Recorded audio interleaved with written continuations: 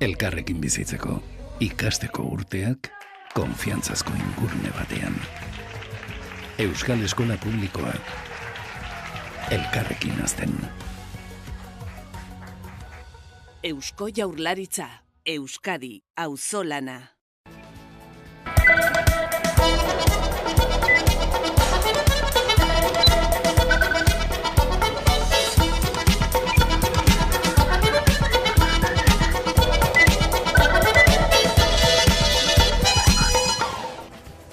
Amaitu da Foro Sozial Iraunkorraren bidea. Gatazkaren ondorioen konponbidean aurrera pausoak emateko asmo sortu zen duela 10 urte, eta hamarkada bat igarota erabaki du Foro Sozialaren fasea bukatutzat ematea. Iazko ekainetik zabalduta zuen barneko eztabaida prozesu bat, eta horren emaitzaren berri datorren larunbatean emango dute Durangon egitekoak diren ekitaldi batean. Kaixo guztioi, eguerdion eta ongitorriak gurean gaur magazinera. Urtarrilak 18 ditu gaur, asteazkena da. Hamarkada bateko lanaren ondoren, Foro Sozialak amaitutzat eman du bere ibilbidea. Fase berri bat zabaltzen ari delako konponbide prozesuan. Konponbide prozesu horretan aurrera pausoak eman diren arren, presen auzian, memorian eta batez ere Espainiako estatuaren biktimek nozitzen duten diskriminazioan lana gelditzen dela aitortzen dute, baina horietan bidea egiteko tresna berriak beharko direla iritzi dute.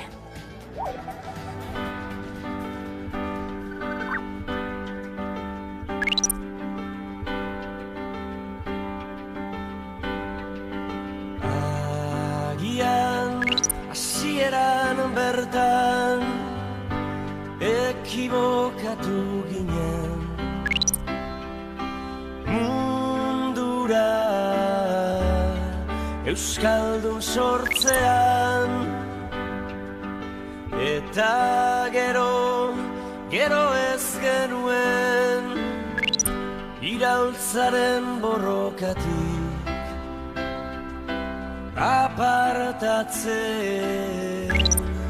apartatzen jakin.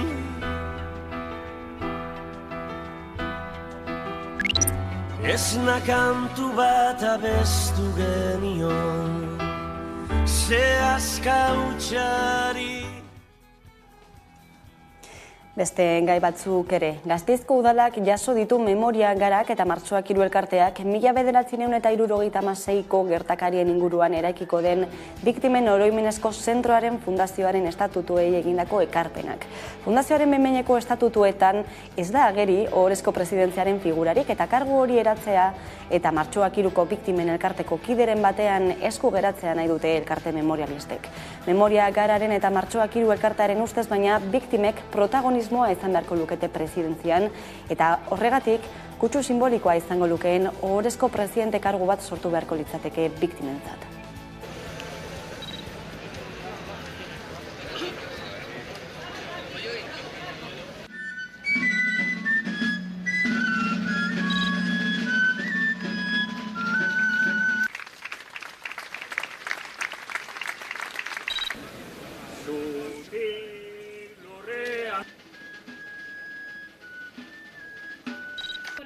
Años en esta iglesia, eta ez hori bakarrik, gure eraildako zen... Herria! Ez du barkatuko! Herria! Ez du barkatuko! Borroka da! Bide bakarra! Borroka da! Bide bakarra!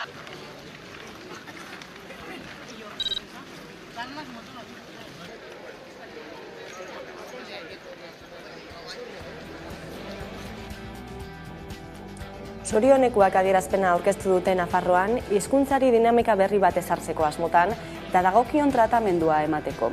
Hori horrela, historikoa izatea nahi duten manifestazioa deitu dute ekainaren 10erako Iruñean. Euskararen normalizazioaren aldeko pausoak etengabekoak dira. Esate baterako azken egunotan Iruñean dinamika berri bat aurkeztu dute Zorionekuak izenpean. Euskararen inguruko dinamika eragile zein egitasmo ezberdinetan lan egiten duten norbananako ezberdinak daude dinamika eta manifestu honen atzean. Nafarra osoko hainbat eremutatik eta bidetatik gatozen herritarra gara. Euskaraz bizi nahi dugunok. Euskarak mugarik gabeko etorkizuna izateko etorkizuneko ikuspegia behar duela diote, eta 2000 urte baino gehiagoko irulegiren eskuak etorkizun horren ateak irekitzeko balio diela uste dute. Horretarako eragile sozial eta politikoei dei egiten diete euskararen aldeko bide komun bat irekiko duen dinamika berri baterako. Erabil dezagon zorioneko bihurtu gaituen 2000 urteko eskua etorkizunari ongi etorria emateko. Euskarari bere lekua eta prestigioa emateko eskatzen dugu. Euskaraz ikasi hasi hitz egin, txisteak egin, fikzioa ikusi eta amets egin nahi dugu diote sinatzailek, besteak beste Castillo Suarez idazleak eta Nerea Arbizu abeslariak. Euskaraz bizi nahi dute, baina egunerokoan oztopoak asko direla diote, hizkuntza eskubideak gure postakodearen arabera definitzen baitirelako. Zorionekuak manifestuan euskararen aldeko defentsa egiteaz gain, harrotasuna eta ilusioa bultzatu nahi dute. Ekainaren 10ean eginen den mobilizazio historikoan parte hartzeko gonbitea luzatu dute. Azken hamarkadetan euskararen alde egon den mobilizazio herritar jendetsua izan dadin espero dute. Ekonomia alorrean, besteko metalgintzako iazko mobilizazio eta piketeetan parte hartu zuten 7 langile deklaratu dute egunotan eta gaurkoan 5 beharginek deklaratu dute Durangoko auzitegian, ertzaintzak jarritako salaketarengatik. Grebalariei babesa adierazteko protesta egin dute epaitegiaren atarian, gehiengo sindikalak deituta. Bizkaiko metalgintzako 9 langile deklaratzera deitu dituzte lanitunaren negoziazioaren arira 2022ko grebetan parte hartzeagatik, ertzaintzak jarritako salaketengatik. Besteak beste, agintarien aurkako atentatua eta desordena publikoa egotzi diete. Azaroan batek deklaratu zuen, urtarrilean beste 7 eta otsailerako beste bat deitu dute.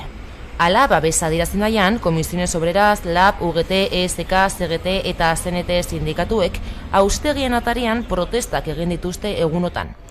Sindikatuek salatu dutenez, Eusko Jaurlaritzaren segurtasun sailak grebak kriminalizatu nahi ditu. Halaber, mobilizazioetan ertzaintzaren jarreraz ohartarazi dute kolpeak, leporatzeak eta poliziaren azpijokoak jaso dituztelako. Eta otsailean beste langile bat deitu dute deklaratzera, LAB sindikatuak salatu duenez, Eusko Jaurlaritzaren segurtasun sailak grebak kriminalizatu nahi ditu horrelako prozesuekin.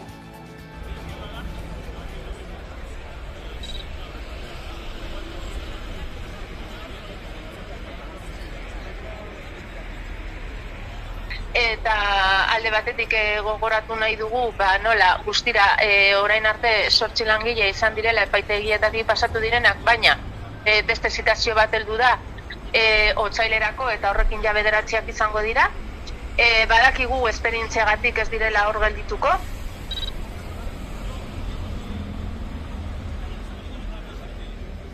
Inputazio guztien atzetik esan behar dugu argi eta garbi montai polizialak daudela. Ertzaintzaren aldetik. Eta hori egiten bada, babesa daukalako ertzaintzak hau egiteko eta erabaki politiko bat dagoelako atzean. Eta erabaki politikoa da, edozein gatazka, lan gatazka edo langileen borroka kriminalizatzea. Petronorreko langileek ere mobilizazioak hasi dituzte lan hitzarmenaren negoziazioa desblokeatzeko. 98 orduko lanuzteak aurreikusi dituzte urtarrilerako eta gaur protesta egin dute Bilbon lan ikuskaritzaren egoitzaren atarian. Petronorreko langile batzordeak mobilizazio egutegi berria abiatu du iraungitako lan hitzarmenaren negoziazioan eragiteko. Hala, protesta egin dute Bilbon lan ikuskaritzaren egoitzaren atarian. Izan ere, 98 orduko lanuzteak aurreikusi dituzte urtarrilerako. Ez dugu lortzen akordorik entrepresarekin, dute hitz egiten nahi gurekin, biltzen gara, baina ez. 2019tik lan ituna berritu barik dute, eta hori dela eta soldatak izoztuta dituzte. Langileen eskaera nagusia soldata KPIaren arabera igotzea da, eta igoera hori soldata tauletan islatzea. Txarto, soldata kongelatuta dago. Horrez gain, aparteko orduak kezkatzen die langilei. Izan ere, 2022an ekoizpenean soilik, 60.000 aparteko ordu egin zituzten. Hala, langileen ustez, enpresak gutxienez, 15 langile gehiago kontratu beharko lituzte aparteko orduak murrizteko. Langile gaude justu. Nekatuta gaude, ja, 3 urte komero barik, eta soldata kongelatuta, eta lan egiten gehiago, ordu gehiago, eta hori, imaginazu, esmazazu, ez da egoera ona guretzak. Gogoratu dute gainera Petronorrek 75 milioi euroko irabaziak izan zituela 2022ko lehen 9 hilabeteetan. Gero eta benefizio gehiago dauka, eta ez du konpartitu gurekin, beren langirekin.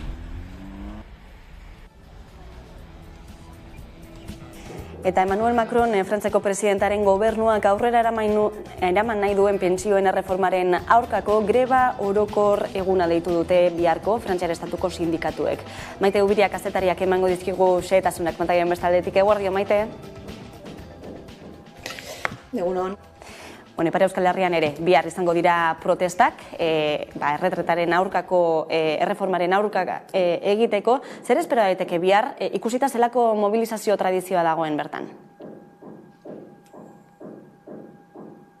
Sentitzen dute, ez dute zuen soinua entzuten.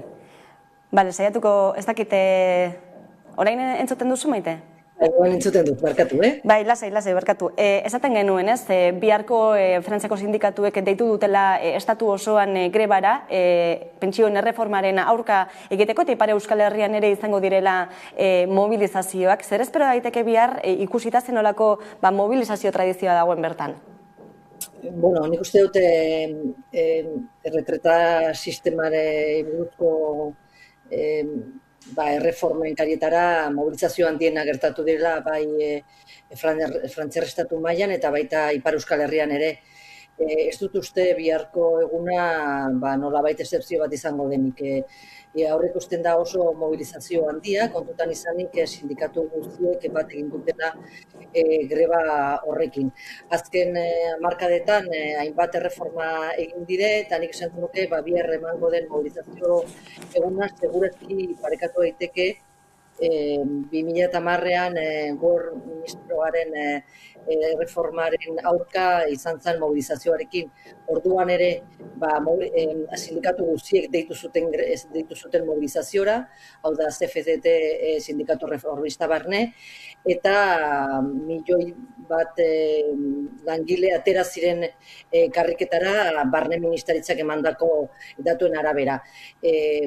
Kontutan izanik, zenolako deialdi zabala egindan biharko, nik uste oso mobilizazio handia biziko degula, bai Frantziar estatu mailan eta baita Ipar Euskal Herrian ere. Bai, geldiaraziko dutela aurreikusten delako, ez? Frantziar estatu oso eta baita Ipar Euskal Herria ere, esaterako garraio bide guztietan ere greba dituta dagoelako, esan dugu, greba orokorra pentsioen erreformaren proposamen horren aurka, izan ere zenolako tamaina hartzen du proposamenak, Macronek proposatutakoak, zenolako aldaketak ekarriko ditu, Maite? Bueno, nik uste dute 80. hamarkadatik aurrera, pitinka indarren eman dituzten erreforma guztiek, pentsio publikoen sistema hutsera ekarri dutela, ezta?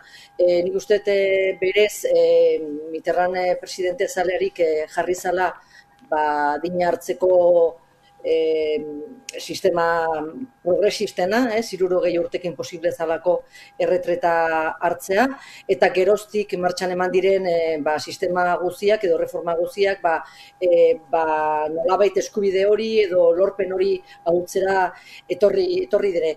Borne reformak dakan elementu nagusia, ez da soilik gibelatzen dula erretreta hartzeko adina 62 urtetik 64 urtetara, baizik eta reforma oso bortitza dela epen aldetik ez duelako aparteko malgutasunik ematen.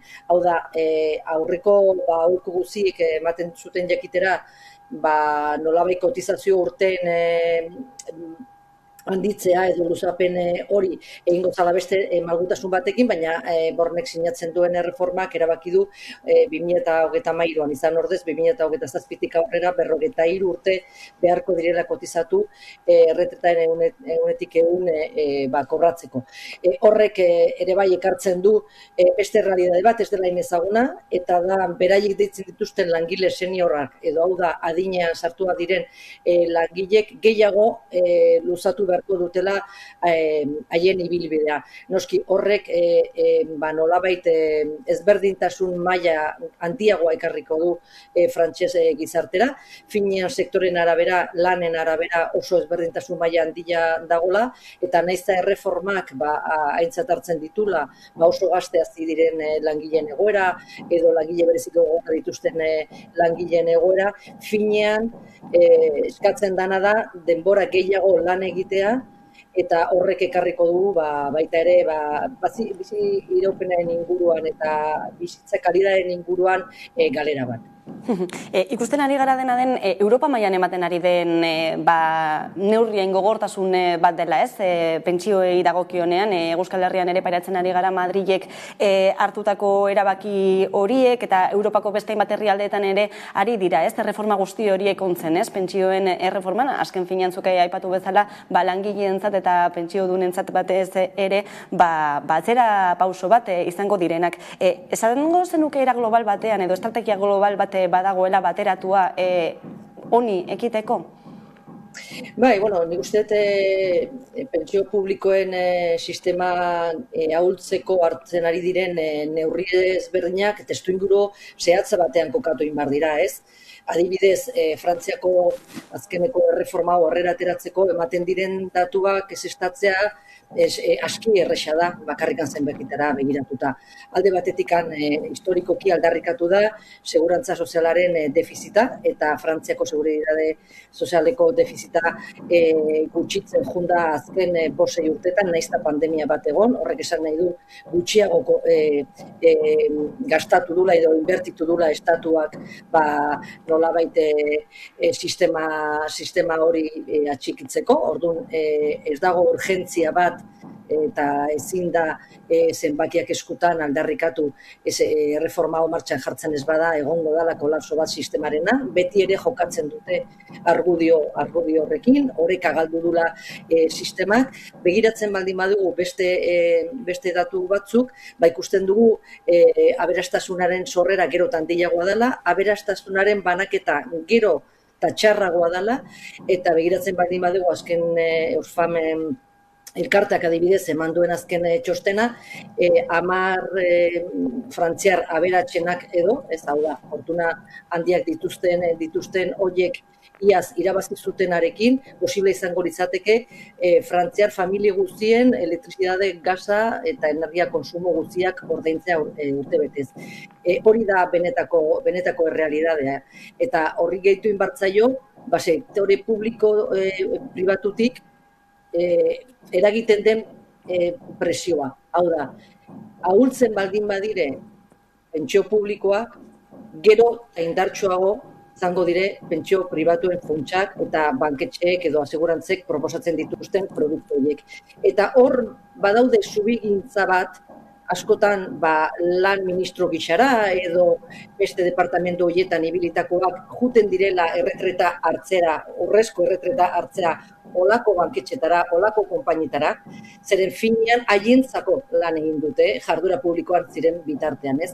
Gogoratuko nuke, lehen aipatzen doan, gor ministroa 2010an oso reforma bortitza martxan jartzen zula, bera bukatu zuen, aipatzen nuen bezala Mitterrandek ezarritako 60 urteko adina horrekin, bera bukatu zuen auzitegian diru publiko hartzeagatik eta bere partiduaren finantzaketarako edo bere onurako erabiltzearren, Sarkozik berarekin gertatu zana, Fillon berarekin gertatu zana, Fillonek ere bai bultzatu zula erreforma bat. Orduan, uste dut elementu guzti horiek mahai gainean jarri behar direla, zehazki objetiboki adierazteko posiblea dela pentsio publiko sistema orekatua, justoa mantentzea, benetan eragiten baldin bada aberastasunaren banaketa, eta benetan eragiten baldin bada, nolabait gizarte oroaren aldeko politiketan. Eta hori da faltan botatzen dena. Horregatik, Europa bultzatzen ditula hori bezalako erreformak, eta horregatik ere importante da biharko mobilizazioa. Frantzia finean izan dalako nolabait azken erresistentea zentzu horren baitan. Hau da, oraindik ere mantentzen dire pentsio duinak, mantentzen da adina bat ez dakala zer ikusikan zuke batzu bezala Alemania edo Estatu Espainiarrarekin konparatuta demagun egoera hobeagoa da oraindik Frantziar estatuan, baina nolabait azkena erresi hori erotzen baldin bada, ikus dezakegu aurrerantzean Europa mailan, estatu batuetan ikusten ditugun irudiak eta niri gutxinez oso bortitza egiten zaizkidala. Hau da, jo esan ezkero estatu batuetara, hainbat enpresetan, hainbat saltegi handitan ikusiko dugu, 75 urte, dedakan lankide bat, hor dagoela, lan egin behar duelako, ezin duelako bestela etxe bizitza erosi, edo markatu ordaindu, eta bizi dalako egoera erabat prekario edo pobreziatik oso urbil. Nik ez dut uste hori dela gure gizartek nahi duen eredua, eta uste dut horregatik bihar izango da mobilizazio horrek erakutsi behar duela, posiblea dela, ongizatearen estatu hori atxikitzeko bestelako neurriak martxan jartzea. Gu ere, biharkoaren zen geldituko gara, eskerrik asko, Maite Uria. Eskerrik asko zuei. Eta 15 hilabeteko etenaren ondoren, astelenean ezarriko dira berriro ere bidezariak N1 eta A15 autobideen Gipuzkoako zatian. Bidezarietan jasotakoak lurraldeko errepideak mantentzeko beharrezkoa dela argudiatu du Markel Olanoren gobernuak, urtero 20 milioi eurotik gora jasotzea espero du, eta bidezarien erabat kontra daude garraiolariak.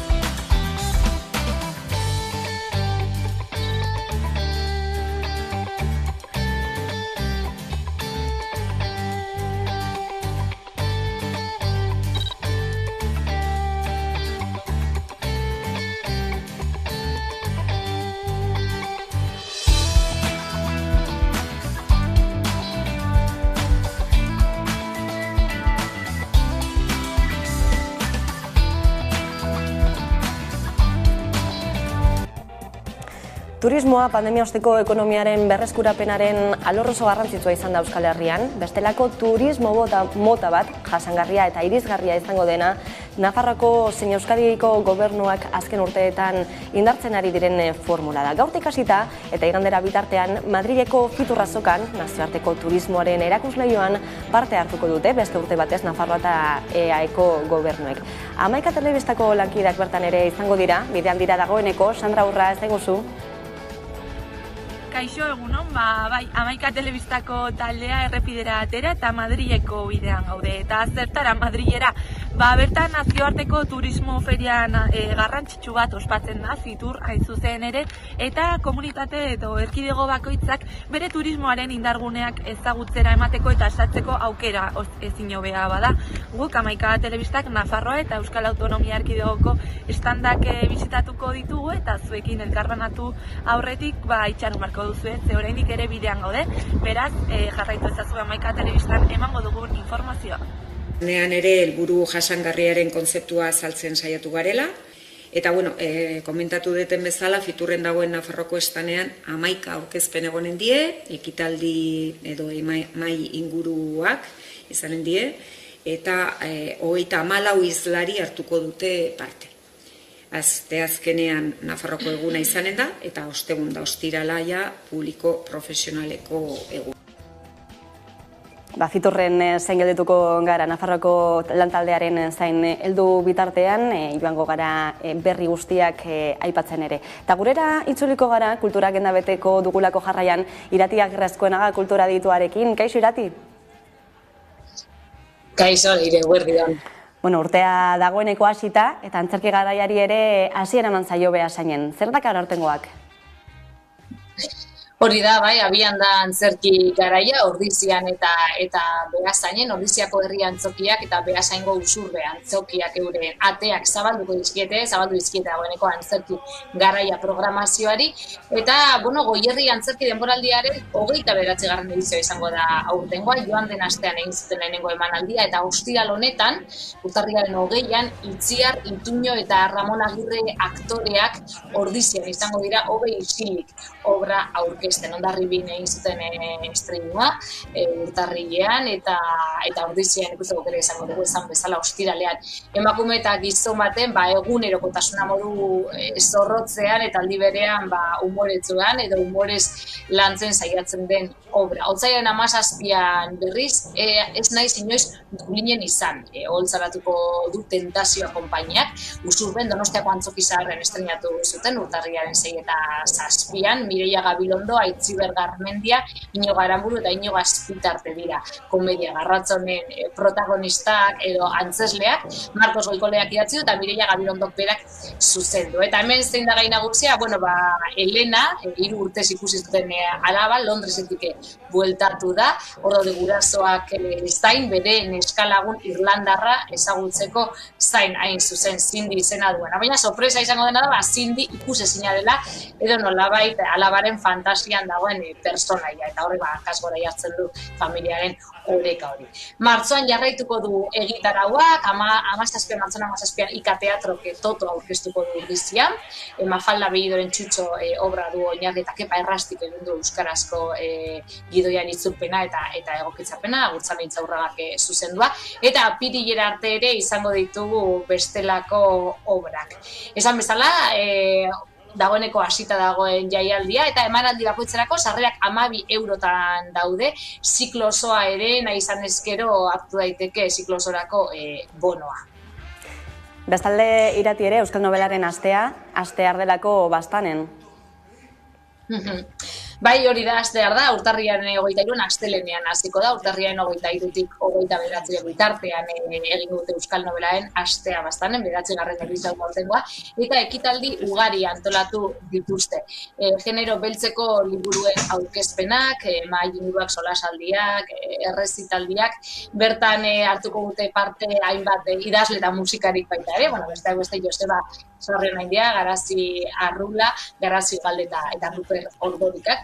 Eta ekitaldiak Baiarako 5 herritan izango dira, Aniztunen, Anizen, Elizondon, Irubitan eta Erratzun. Eta ekitaldietako batzuk edo jardunalditako batzuk aipatzarren astelenean bertan, 23an, urtarriaren 23an, Hilbeltza Bekaren irabazlearekin dute solasaldia, Eneko Barberenearekin. Eskuak erreko ez balu novela beltza idatzi berak eta Arizkunen arituko dira berarekin eta bere novelaren inguruan. Ostiralean berriz, 27an, Kareletik filmaren emanaldia izango da, Angel Lertzunik eginiko euskal filma, Irubitako gizarte bilgunean. Eta igandean, musika izango dugu izpide, Ruper Ordorika kontzertua emango du, arratsaldeko 7etan, Zuri Beltzean izenekoa, Arizkuneako kultur etxean Elizondon. Eta gaurko itzordurik ere badago ez da Irati, izan ere Bilbon, Bilboko bira kulturgunean izango delako gaur Joseba Sarrionandia, ez denen inguruan arituko da? Bai, literaturarekin jarraituz nolabait, gaur Bilboko Alde Zaharreko Erronda kalean kokatutako bira kulturrunean ospatuko dute urteko lehenengo kafe filosofikoa deitzen dieten, ezta? Birak eta Agora Filosofia Elkartek antolatu. Orduan lehenengo 6:30 hainbat idazleen artean sortutako Mare Ilargiari poemak liburuan aurkezpena izango da, eta ondoren bai 7etan Joseba Sarrionaindia izango da hizlari gonbidatua. Zer ote da kanpotarra izatea?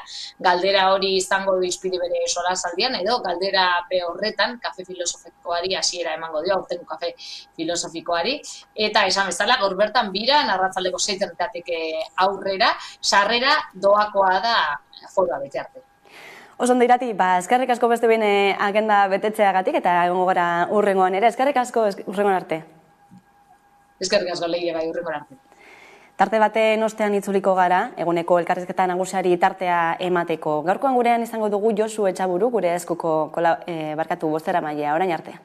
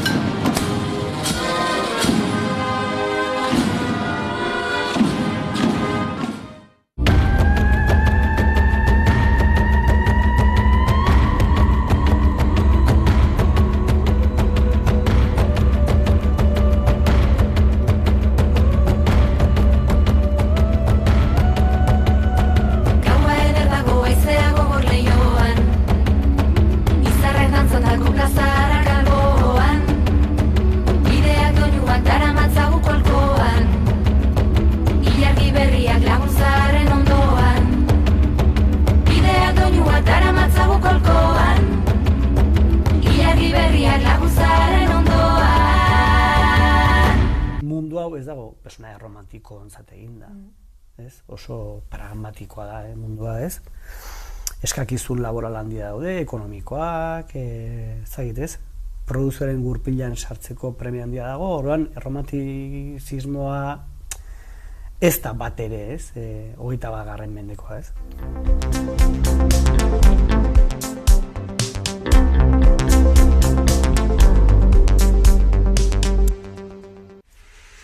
Haupa, kaixo. Bueno, ni bengo naz, eta saile kantu orkesten ator. Hola, pixka labur bilduz kanta kontatzen duguna da, azken urteotan bizitzakoa, bai pertsonalki eta bai musikanta inguruan, gauza positibo eta negatiboak, ez? Eta hoxe, hemen dikan, bizi musika programa ikustea gomendatzen dizuet, eta basarka da hundi bat, Amaika telebistako jendiai. A ver, no tú.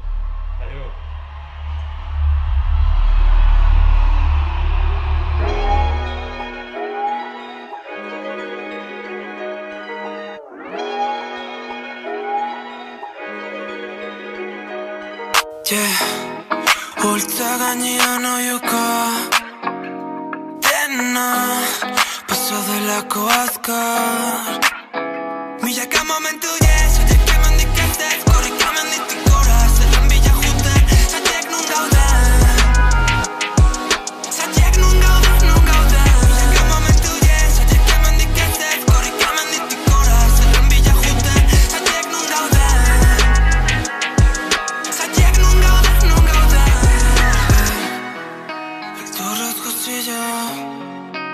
Zinelako atzo Toain Hobeto zaudelako Urria begirada hori mautxa Zerua grisa Ostiko kagora begira ua Udena jasan berrin Lura begirada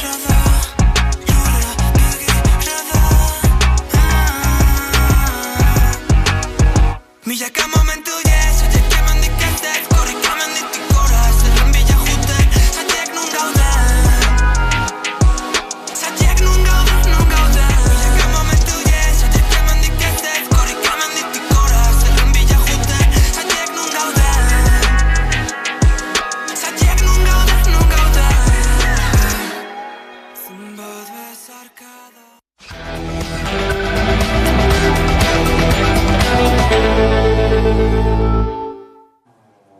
Eta gunero legez, eguneko elkarrizketari ate erekiko diogu, horretarako gaurkoan gurekin dakago Josu Etxaburu, gure eskuko bozera maila, eguerdion, ongi etorri. Eguerdion, da eskerrik asko.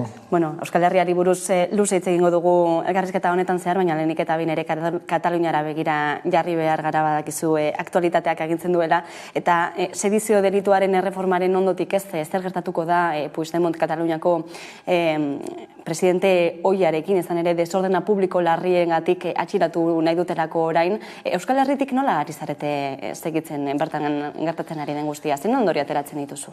Bueno, printzipioz esango nuke gertutik jarraitzen ari garela. Baina beti da ona gogoratzea zergatik ematen ari den kontu guztia. Eta da eskubide demokratiko bat gauzatzearren. Hainbeste zarataren artean ematen du, sarri askotan galdu egiten dala benetako muina. Eta benetako muina hori da. Eta horrekin batera baita ere, politika egiteko modu baten porrota.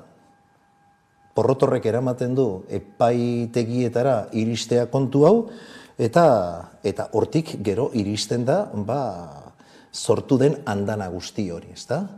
Epai batzuk, beste batzuk kontra esanean, beste batzuk bi botere elkarri mokoka, momentu honetan ere dirua gaizki erabiltzaren inguruan fiskaltzak eta prozesa zera egiten bideratzen ari danak horren kontrako jarrera aktibo bat, naizta gobernua horren inguruko moldaketa baten atzetik aritu izan,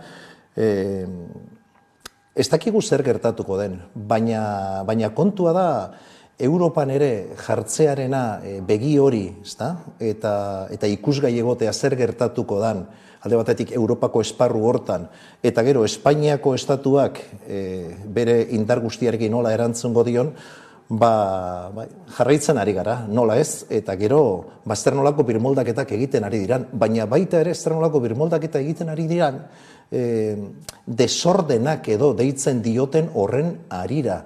ea horrek askatasun eskubideari ere zer nola ikutu dezakeen. Beraz, kezkapuntu batekin ere hortik ari gara ikusten. Erroan zer dagoen, ez? Aipatu duzu ezin delako ahaztu 2017ko urriaren batean zer gertatu zen Katalunian eta izan zen herritarrek erreferendum bat aurrera eraman zutela eta hori dela epaitu nahi dutena, ez? Hori da oinarrian dagoena eta gainera gero gertatzen dena da gurera etorrita, ez? Sarri askotan gugan geratu den oihartzuna edo erreflejua izan da porrot batena. Eta ni justu kontrakoa esatera nator. Eta da ondorio horretan nabarmen geratu da Espainiako estatuaren aurpegi bortitzena, baina badago esaera bat esaten duena batzutan irabazi egiten dela, igual nahi baino gutxiagotan, baina gehienetan ikasi egiten dela, ezta? Eta nik uste katalanen gizartea, eskosere gizarte ahaldunduagoa dela momentu honetan, eta asko du irabaztetik, eta oraindik gehiago ikastetik. Asko irabazi dute, jakin badakite erabakitzeko eskubidea nola gauzatu, eta gainera determinatuta gaude, eta daude guztiok hori berriro egiteko. Beraz, nik hori azpimarratuko nuke, eta nahiko nuke baita ere gure gizartearentzat. Dena den, ezin da aipatu gabe utzi ez, burujabetza prozesuetan Espainiar estatuak edo Espainiako justiziak duen papera, ez? Azken urteotan eta Euskal Herrian ere ikusi dugulako nola politikaren judizializazio bat eman den eta justiziaren politizazio bat, ez? Zurrunbilo horretan galduta dago Espainia? Nahita, zango nukenik. Eta gainera batzutan aldarrikatzen bi botere diferente diala, eta beste batzuetan elkarlanean beste erronka batzuri ateak ixteko. Estatuen eraikuntza zaharraren seinale dan eremua da hori. Eta ezin dana da moztu, da herri gogo bat. Eta Espainiako estatuari hobeto legokioke momentu batean diskursiboki planteatzen duten egitasmo plurinazional horren inguruan sakontzen hasiko balira. Ze ezin dugu ahaztu eta berriro diot eskubide demokratiko hitz egiten ari garela eta eskubide demokratiko horien egikaritzaz.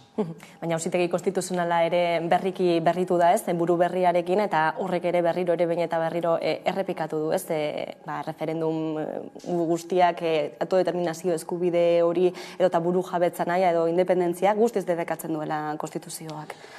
Gaur egun bai, baina horrek ez du nahi esan hemendik aurrera, hau da, sarri askotan legei begiratzen diegu, ez dakit, alda ezinak izango balira moduan, eta sakralizazio puntu batekin, ez da? Ezke legeak ez du usten, aizue, legeak egiten dira, beti ere gizarte baten egituraketa bat, eta moldaketa bat, eta egikaritza bat bideratzeko, baina gizarteak aldatuz doaz, eta herritarrok aldatuz goaz, beraz legeak ere pareko espaldin badoaz, hor beste talka bat etorriko da, eta hor batzuk esango dute, ez dutela lekurik alda dezagun, beraz, ez da izango aurreneko aldia konstituzioa aldatzen dela, beraz, aurrekariak badaude, atzera begiratu nahi duenarentzat, zergatik, beraz, kontu honetan, ez erabakitze eskubideak gauzatze hortan, hain zurrun jokatu behar dute eta bar, seguruenik hor beste iritzi eta beste asmo batzuk ere badaude mezu hortan.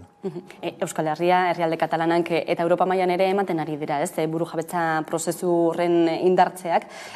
Guzti horiek hildorik badute, hildo komunik badute?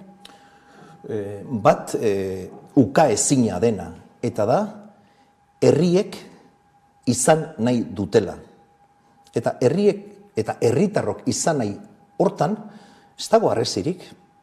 Eta seguruenik, tartean eta lusatuko digute, izan nahi hori bagarena. Baina bai hemen eta bai Europan, eta horregatik guk itxasargian ere planteatzen dugu, gure burua Europako mugimendu subiranisten parte sentitzen dugula. Eskoziak aurrena egin zuen. Bigarrenari ate bat itxi diote, hala ere, hauek oso determinatuta ari dira jokatzen. Beraz, egingo dutela, ez daukagu inolako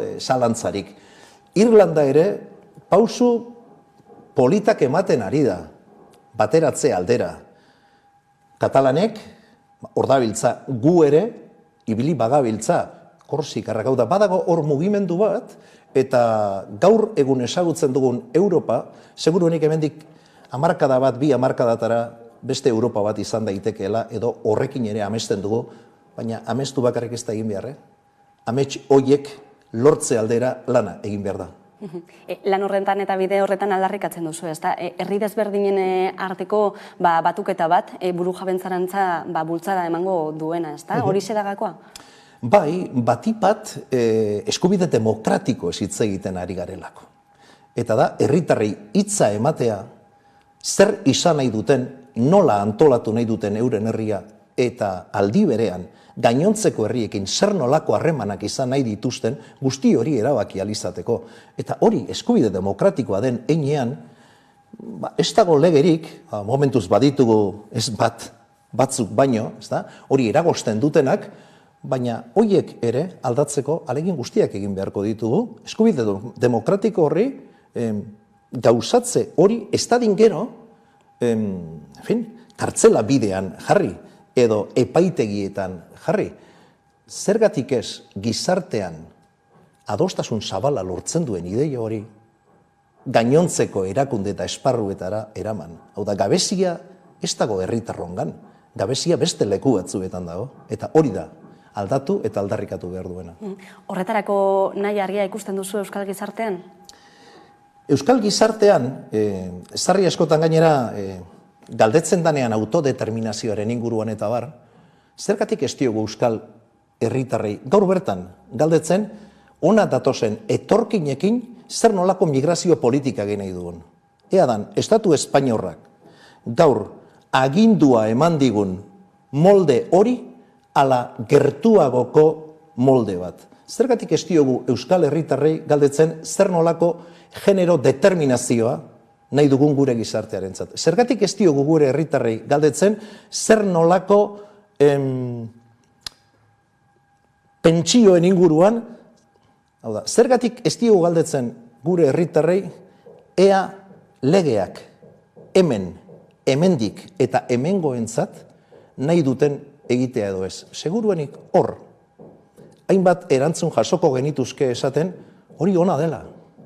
Hori ona baldin bada, seinale Euskal Gizarteak eta herritarrok burujabetza oso baten aldeko apostu egiten dugula. Izan ere horren galdetuta askok agian ez dutelako lehentasun bezala hartuko, uste duzu agian orain komentatu dituzun arlo guzti horiek ez dutelako bat egiten edo ez dutelako lotzen burujabetzarekin? Seguruenik, eta egia da baita ere, gure eskuren esparrua gehiago dala, edo gure eskuren ekarpena Euskal Gizarteari gehiago dala subiranotasunatik, hau da, eremu politikotik. Beste era batera esan da burujabetza formaletik, baina hainbat burujabetza eremu sortu eta sortzen ari dira Euskal Gizartean. Batzuk ezagunagoak, baina beste batzuk sortu berriak diranak.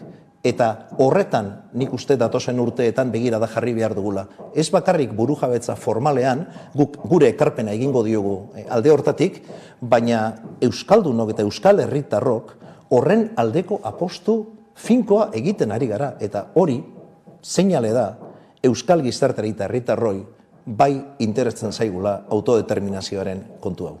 Hildo horretan erabakitzeko eskubidea aldarrikatu duzu, gure eskuren oinarrizko balio bat bezala, herritarren partetik etorriko da edo zenolako papera izan beharko luke Euskal Administrazioak honetan? Herritarron eskutik etorriko dala, zeinestuko espagenu,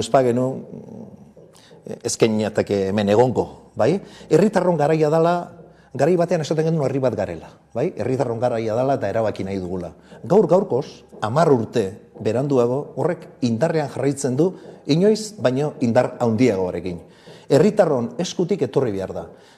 Egia da baita ere, herritarron alduntzea desikasteko prozesu bat dala. Eta horrek denbora eramaten du. Herritarrok ahalduntzearena. Zesarri askotan, agindupekoak izan gara, eta beste batek agindutakoak gu bete. Gu beste eremu batean murgildu nahi dugu. Eta gero, administrazioei lotuta eta bar, badira batzuetan borondate gehiago, beste batzuetan esain beste, eta gure lana zein da, borondatea dagoenean, borondate hori auspotu, borondate gutxiago dagoenean, argudioak eman borondate hori gehitu dadin, ze baita ere argi daukagu, bide hau, burujabetzaren bide hau, elkarrekin egin behar dugula herritarrok, erakundeak eta eragile subiranistak eremu honetan lanean ari garenak. Aurten, gainera, gure eskudinamikak hamarkada betetzen du, orain artekoak, lortutakoak edo ez lortutakoak ere, pentsarazteko eta hausnartzeko bidea zabaltzen da orain, zeintzuk dira ondorio nagusiak azken hamarkada honetan? Nik esango nuke burujabetza prozesuak nahiko genuke azkarragoak izatea, baina seguruenik kostatuko dan honetan, esango nuke 10 urte baino ez. Eta 10 urte baino ez hortan, zer da egin duguna?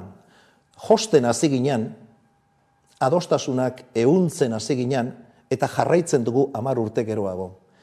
Hainbat ekimen egin ditugu, batzuk deigarriagoak izan diranak, bergogoratzea baino ez, gizakateak, eta egin ditugun beste hainbat ekimen interesgarri, prozesarekin lotutako beste hainbat egunetan kalean egon gara elkartasuna adieraziz, baina nik baita be azpimarratuko nuke isilean eta isilpean egindako hainbat eta hainbat lan josi eta josi hortan. Hau da, sensibilide desberdinetako jendeari, benetan plazaratzen eta benetan eurekin hitz egiten esaten erabakitzeko eskubidea ez dela batzurena bakarrik, erabakitzeko eskubidea guztiona dala, eta horren egikaritza ezin dela delitu izan, horren aldekoa garela, eta gero bakoitzak pentsatuko du, eta idatzi behar duen lekuan, zer nolako Euskal Herria nahi duen. Baina nik uste 10 urtetan, momentu batean gainera, gatazka gai zen elementu bat erabakitzeko eskubidea, gaur egun, naturaltasun osoz hitz egiten dugu. Eta hori, eragile askori esker da, eta sinestu nahi dugu baita ere gure eskuri esker izan badala. Urteurrenarekin batera, abiatuko duzu baita ere eztabaida prozesu berri bat, itsasargia izenekoa, zer dator orain? Datorrena da, hilabete batzuk sendo lan egitekoak barnera begira. Egia da eskatozela hutsetik, ze 2013an jaio ginen, fikoan, eta apirilaren 22an fikoan izango gara, prozesu guzti honen emaitza ematen, abian dan prozesua, bestalde, eta esaten dudanean eskarela hutset ikasten, ez da nahi du 2015an, ja herri ekimen hau egikaritzeko eta antolatzeko moduetan eta aritu izan ginean eskura prozesua abian jarri gendun, eta orain kontua izango da, hortik zer dan balekoa oraindik, hamarkada bat, eta hamarkada batean euskal gizartea eta euskal herritarrok desente aldatu gara. Beraz, beste begirada bat jarri behar da. Zer dan, merezi duena oraindik mantentzea, eta horretan sakondu, eta ordea, zer dan, 2015an planteatzen genuena, baina ikusi duguna, emaitzarik eman ez duena. Azken batean esango nukenik, itsasargiarekin lortu nahi duguna dela, datozen urteetako, gure eskuren norabidea eta lan hildoak eta zeregin nagusiak zehaztuko duen proposamen politiko bat. Eta nortzuk daude deituta, eztabaida prozesu horretan parte hartzera? Esango nuke eta oso goitik hasita euskal herritar oro. Parte hartu nahi duen euskal herritar oro. Adostasun ala desadostasunak adierazteko prozesuarekiko. Bereziki, gure eskuko bazkidetza eremu hori. Eta tipularen eredu horri jarraituz, gero, beste geruza batean badaude,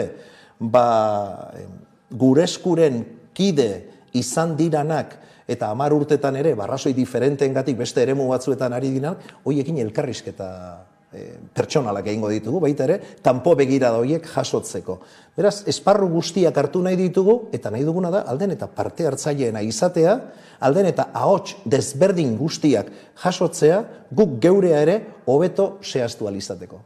Elkarlana ere orduan sustatuko duzue prozesu honetan, eztabaida prozesu honetan, eta agian beste dinamika eta beste herrialde batzutara begira ere jarriko zarete. Zalantzarik ez, hau da, hemen gure esku beti egon izan da begirada desberdinekin urtero.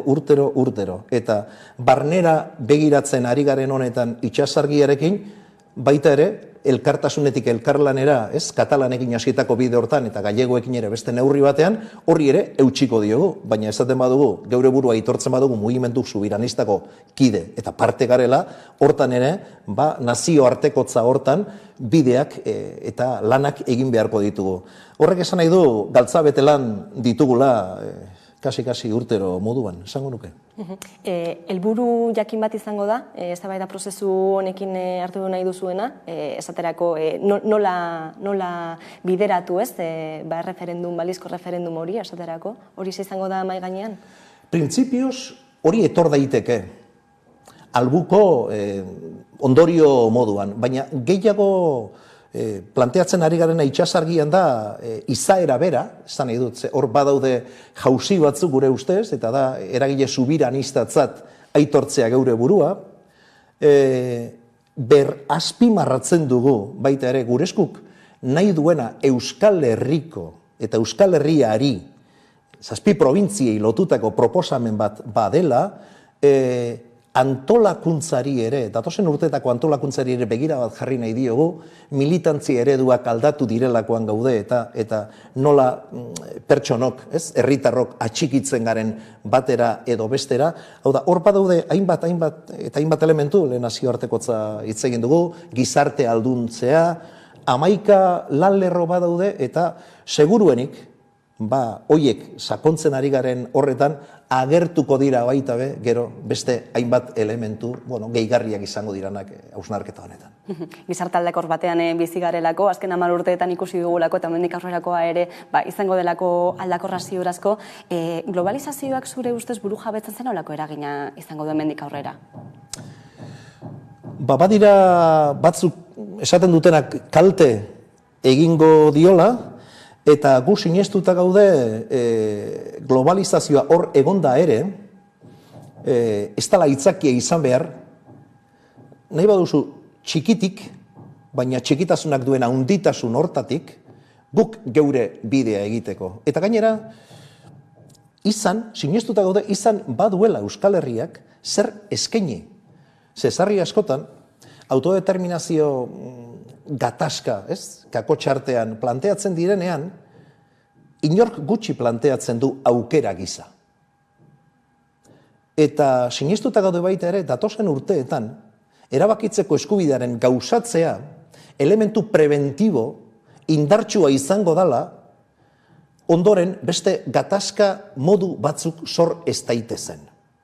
Beraz, ona litzateke, globalizazio hontan ere, guk gaur lekua aurkitzea, eta gero gure subironotasun oso batetik gure izatea eta izan nahi dugun hori eta dugun potentziale guztia Euskal Herri gisa, beste batzuri ere eskaintzea.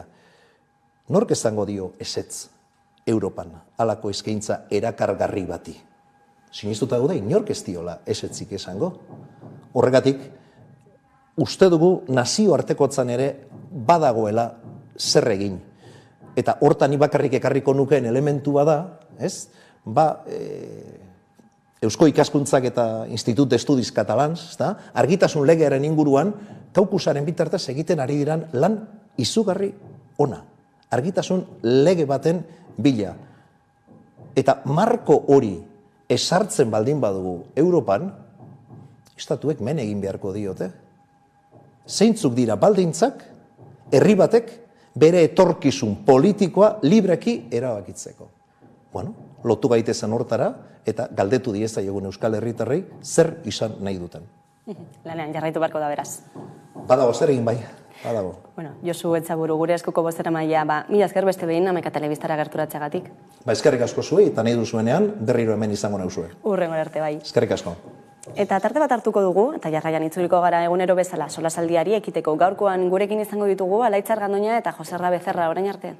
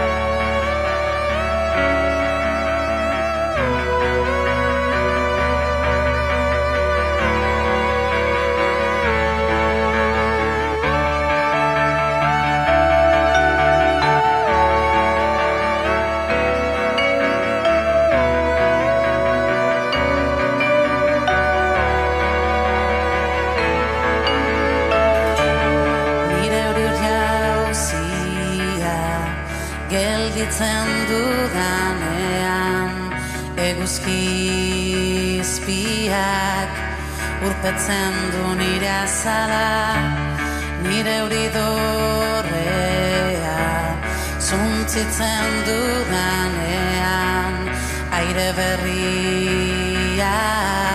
garbitzen ditu nire ezpanak. Nire euripareta apurtzen dudanean, biluzten ditu nire bularrak, nire eurigantzia urratzen dudanean, zabalik uzten dizkizut nire bide guztiak, nire euri mozala oskatu eta osorik ikatzen dut zure azala, nire euri mozala ahotik kendu eta iranzten dugu oxigeno berbera.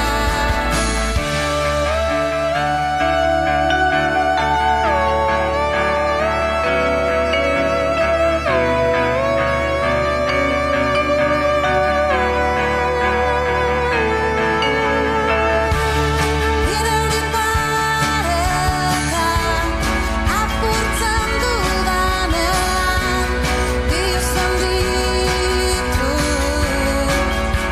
nire bularrak, nire eurigantzia urratzen dudanean, zabalik uzten dizkizut nire bide guztiak, nire euri mozala oskatu eta osorik ikatzen dut zure azala, nire euri mozala ahotik kendu eta iranzten dugu oxigeno berbera.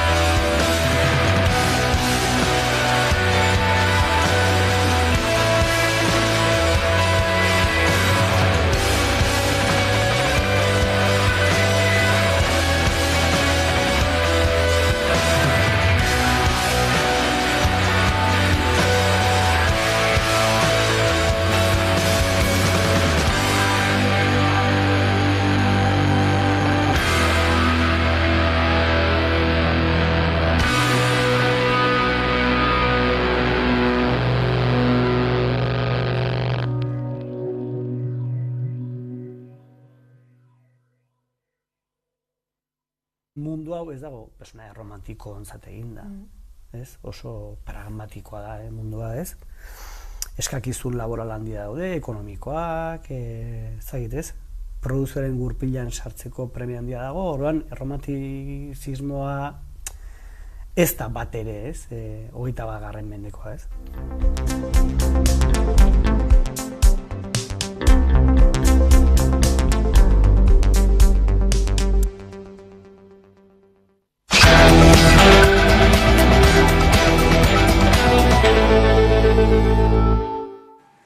Eta gunero bezala solasaldiari ekingo diogu, gaurkoan gurekin Alaitz Argandoña, eguerdion. Eguerdion, Leire. Eta Jose Becerra ere gurekin, kaixo. Kaixo, Leire.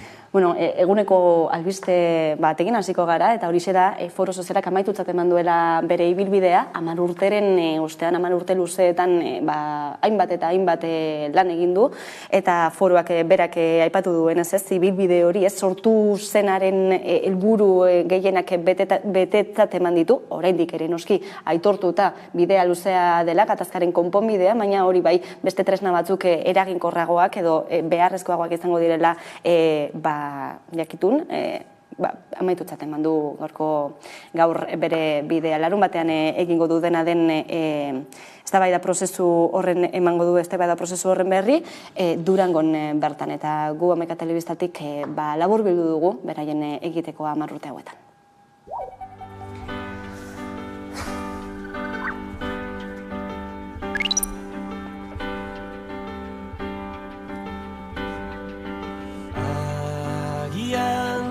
Hasieran bertan ekibokatu ginen mundura euskaldun sortzean, eta gero ez genuen iraultzaren borrokatik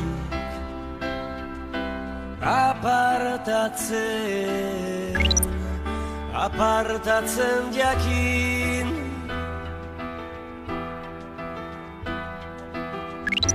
esna kantu bat abestu genion, zehazka utxari.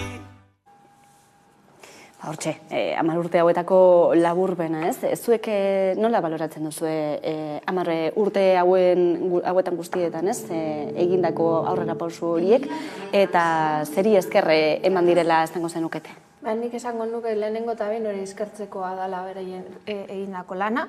Eta gero beste aldetik apur bat beldurra dekot, uste dute olako pausoak atzera ez joateko, igual jarraipen bat egon beharko dela, baina igual haiek aipatzen dituztenean hori tresna berriak beharrezkoak direla, hortik joango direla. Batez ere, hainbat sortutakoan mahai gainean ipini zituzten hainbat puntu betetzat emango genuke, baina adibidez hori ez dut ikusten hain beteta dagoen hori biktima guztiak parekatzearena.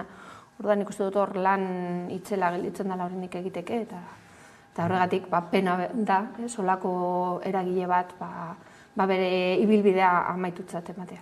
Bueno, prozesu oso luzea izango da, eta bidean foro bezalako eragileak beharrezkoak dira, igual garai batean, eta gero etorkizunean beste batzuk beharko ditugu edo.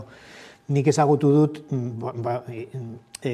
eragin soziala eduki du foroak, baina politikoa bebai, eta nik ezagutu dut lan politikoa zen politikari bezala egon nintzen haiek antolatutako bileretan, eta garai hartan, orain dela 10 urte, loturak egin behar ziren, harremanak sendotu behar ziren alderdi politikoen artean, violentzia garaiaren ostean oso apurtuta zeudelako. Orduan, ibilbide horretan haiek lan itzela egin dute, alderdi politikoak biltzeko, haien arteko harremanak sendotzeko, hainbat eztabaidai publikoak han bertan mahai horietan garatzeko, gero beste modu batean arlo sozialean ateratzeko. Orduan, ikuspuntu horretatik, nik ezagutzen dut ikuspuntutik oso lan garrantzitsua egin dute, baina beste eragile batzuk bezala, bere garaia eduki dute, eta igual etorkizunari begira, eta zuk aipatu dituzu hainbat erronka, beste eragile batzuk beharko ditugu, edo alderdi politikoek ere, beraiek hartu behar dute ardura eta ibilbidea.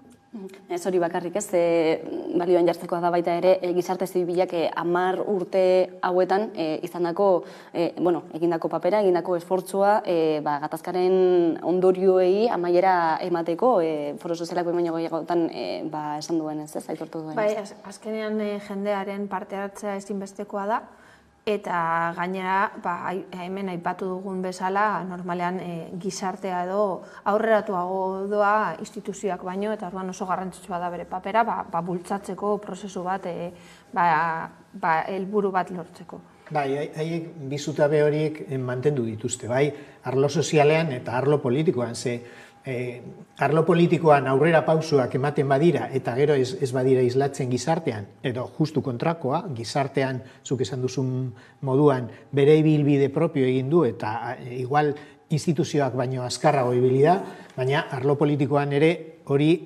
hausnarketa hori egin behar da eta barneratu behar da. Orduan, ikuspuntu horretatik oso interesgarria izan da haiek egindako lana bi zutabeetan. Bai, azkenean horrek mantendu dute eta hori oso garrantzitsua da. Esaten duten lortutako edo aurrera pausu handinetako bat izan dela baita ere, kontakizun bakarraren ideia, agortuta dagoela bentsat hemen. Alaxe uste duzu zuek ere? Batzuen iritziz ez dut uste onartuko zutenik, baina besteen nik uste dut orokorrean hori egia da. Kontakizun bakarrarena alderdi politikoen artean ez da sartu ideia hori. Eta seguruenez, etorkizunari begira, hainbat eta hainbat kontakizun ikusiko ditugu, zoritzarrez. Baina, haiek egindako hausnarketa eta eztabaidak interesgarriak izan dira ikusteko nondik dauden nudoak edo korapiloak gero etorkizunean ikusiko dugu beste eragile batzuen bitartez korapilo horiek askatzeko eta poliki elkar bizitza sendoago lortu ahal izateko. Beste 10 urte behar izango ditugu nik uste dut hori, begirada sakon bat egiteko eta guztiok autokritika bat egiteko. Urteak beharrezkoak dira, baina nik uste dute ezin dugula ahaztu gertatutako guztia eta horren ondorioak, ze batzuk oraindik pairatzen dituzte.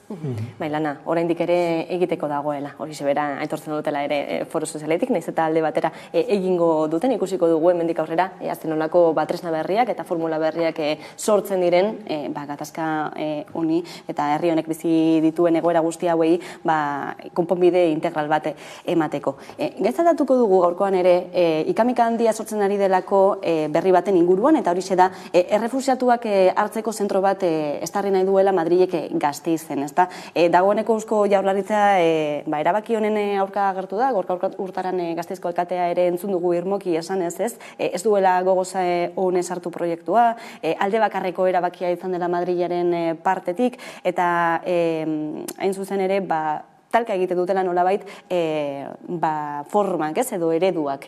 Entzungo dugu, baita ere hitz egin dugulako zehar errefuxiatuekin lan egiten duen elkarteko kide eta komunikazio arduraduna den Naiara Gutierrez, bera ere ongi ezagutzen du errefuxiatuen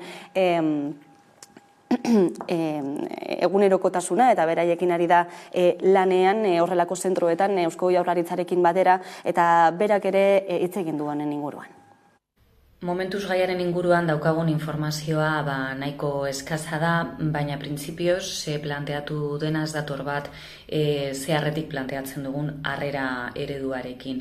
Horrelako zentro handiak eta epe luzeetarako egonaldiak ez datoz bat aspaldi planteatzen ari garen horrekin. Gainera, Euskadin urteak daramatzagu harrera eredu honetan lan egiten, aktore ezberdinekin, elkarlanean, bai erakunde publikoekin, zen elkarteekin, eta proposamen hau printzipioz ez doa hildo horretatik behintzat orain arte daukagun informazioaren arira.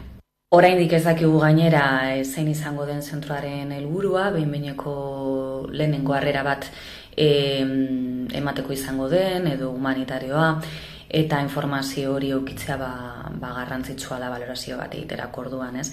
Estatuko harrera ereduan gainera pertsonak erkidego batetik bestera mugitzen dira normalean, eta nahiko maiz, eta hemengo ereduak erkidegoan dauden pertsonen harrera planteatuko luke. Orduan daturik gabe ezin dugu baloratu Gasteizko zentro hau egun dauden harrera baliabideen osagarria izan liteken edo ez. Bueno, momentuz berri hori eta galdera asko airean, ez da, badakigu esaterako 350 lagunentzako tokia izango litzatekeela, harrera hori egiteko, gutxienez urte erdia igaro dezaketela hortxe, eta beste kontu bat garrantzitsua ere, eta garrantzia edo azpimarra jarri nahi izan dutena izan da, Gasteiz kanpoaldean kokatuta izango dela, ez, eta justuki, bain zuzen ere geto bihurtzeko arrisku hori ere ikusten dutela.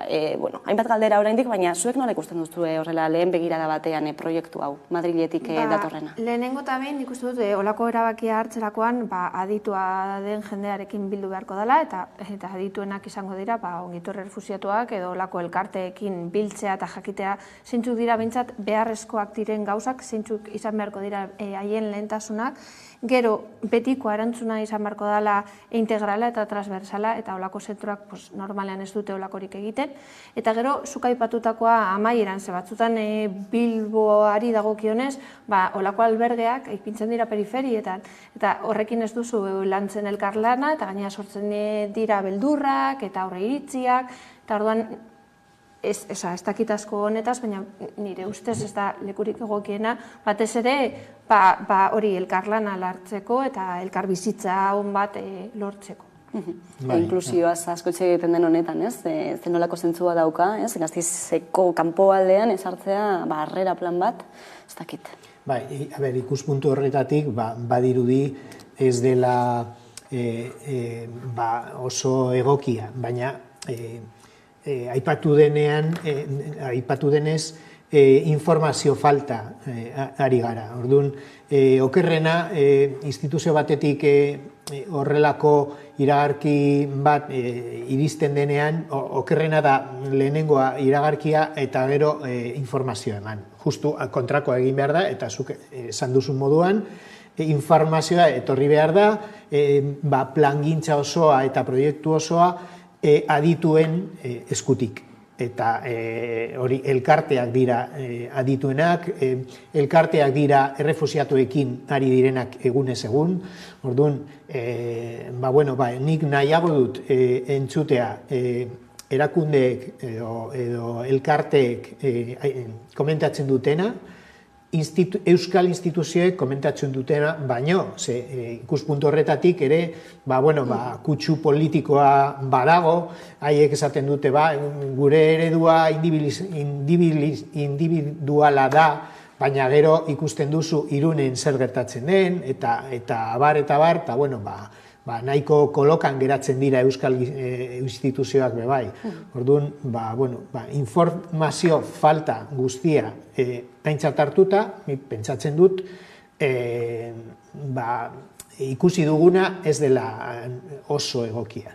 Auzi politikoari begira, ez? Sortutako politikarien erreakzioak ikusita, ez? Eta gero, baita ere, egunerokotasunean, Irunen bertan gertatzen dena, so eginez, ez? Aipatzen zenuenaren hildotik, hortxe tartean ere politikoki badagoelako transferentzien kontua, ez? Oraindik ere Euskal Autonomia Erkidegoak ez duelako migrazio transferentzia hori jaso, eta beraz, pugna hori oraindik ere badagoelako Madril eta artean.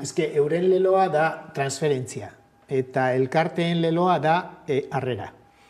Eta hori izan behar da lehentasuna, zen olako harrera egingo den zentru horrekin, eta ez geurea edo berea den transferentzia.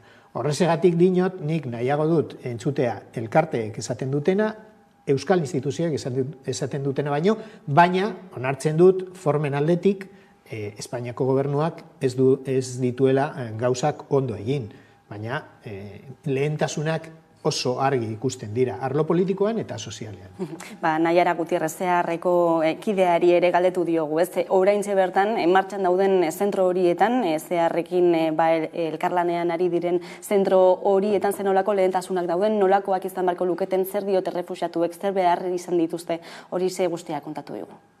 Oñatin edo Tolosan dauden harrera zentroek eskaintzen dietena da, neurri handi batetan hasiera batetan batez ere arnas pixkat hartzea, ez? Leku seguru batetan egotea eta la sentitzea, ez?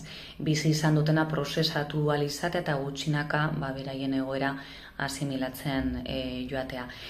Eta hor bai, asilo askatzeko prozesuarekin, hasi bai prozesu juridikoarekin, eta baita bizitza berrera ikitzeko prozesu zail horrekin ere, ez? Konplexuena dena askotan handi batetan, hizkuntzak ikasi, gizarteratu, leku berrira egin, atzean utzi izan dituzten egoera latzekin, psikologikoki baita ere aurre egitea egoera horiei, ikastea, lana topatzea edo behintzat saiatzea, eta finean autonomoak izateko baliabideak lortzea gutxinaka, hori baita beraien helburu nagusia.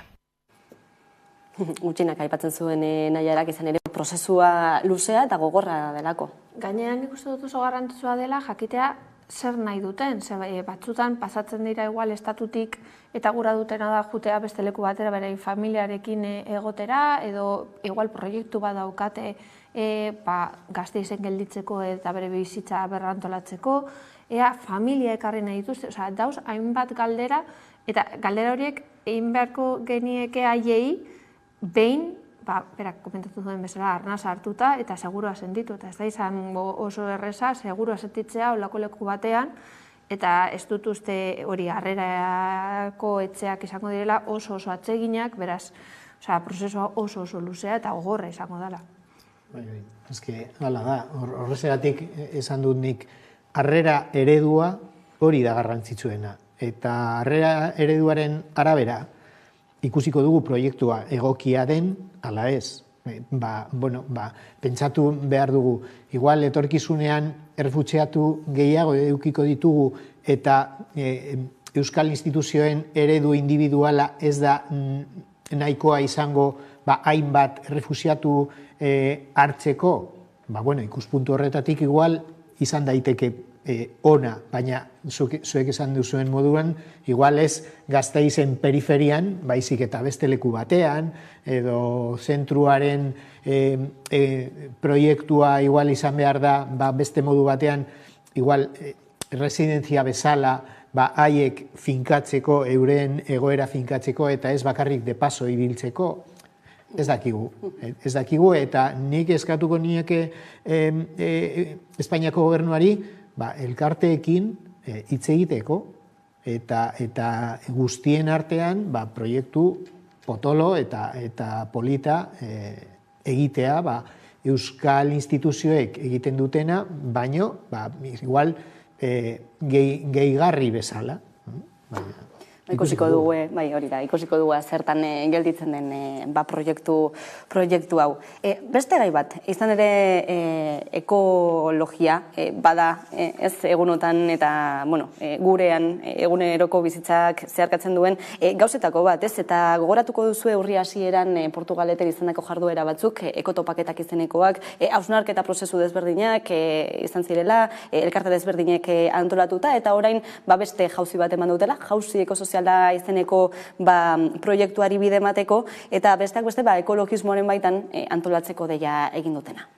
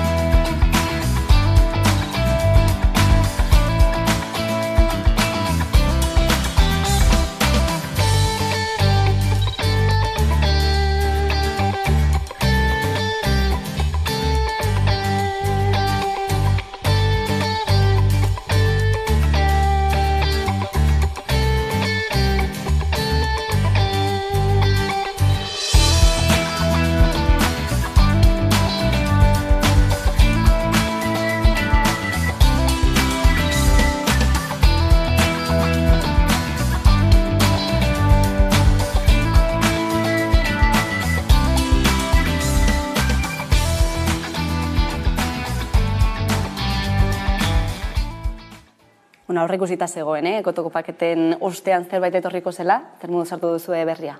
Ondo, beti eskertzekoa da jendea antolatzea eta talde motore bat egotea aurratzetik, batez ere pelmada emateko eta jendea konsientziatzeko zenolako arazoa deko aurrea.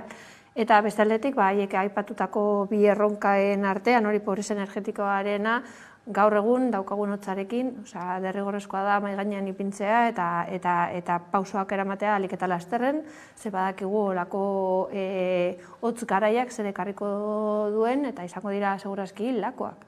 Jendea ez dauka dirurik pizteko berogailua, bere burua arriskuan jartzen du batzutan sua pizten etxeetan, eta nik uste dut hori erronka nagusi izan marko zen. Eta gero epe ertaina edo luzera bai publizikazioarena ikusten dut argi eta garbi dala bidea.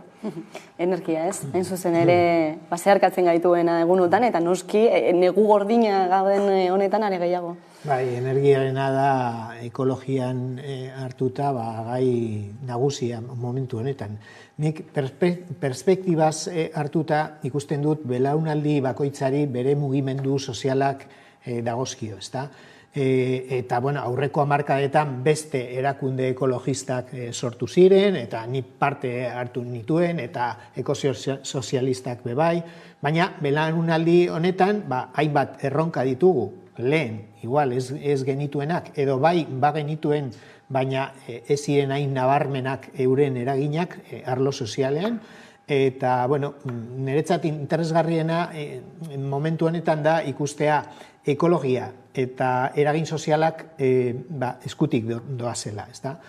Hori da garrantzitsuena, lortu dugu azkenik, lehengo mugimendu ekologistak ingurumena zituen erdian, baina ingurumena bakarrik gizarte gabe eta gizartea ingurumenik gabe, horretan ez dago etorkizunik. Orduan, ikuspuntu horretatik, primera. Hainbat puntu daudelako mahai gainean, ez da eztabaida puntuak ere badirelako, esaterako energia berriztagarriak, ez? Zen modutan zein eredu nahi dugun dagoeneko Eusko Jaurlaritzak aipatu ditu, ez iragarri ditu bi proiektu berri daudela, Labrazkoa eta Sazetakoa, Araban bertan 2025 urtearen amaieran martxan jarri nahi dituztenak dagoeneko, eta honek ere nolabaiteko eztabaida eta ikamika sortu du, lehenik eta ben ikusiko dugu informazioa.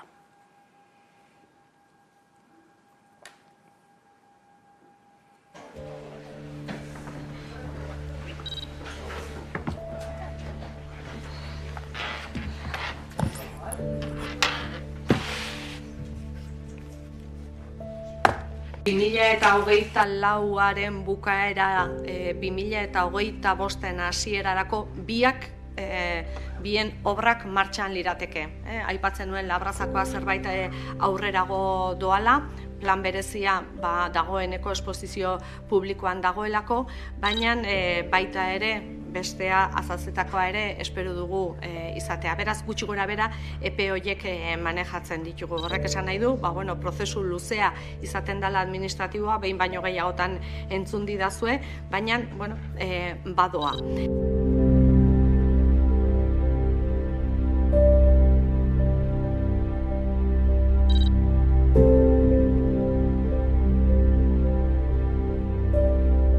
Honetan, 10% kontsumitzen dugunaren 10% baldin bada sortzen duguna energia berriztagarrietatikan 2030era iritsi nahi genuen 15%.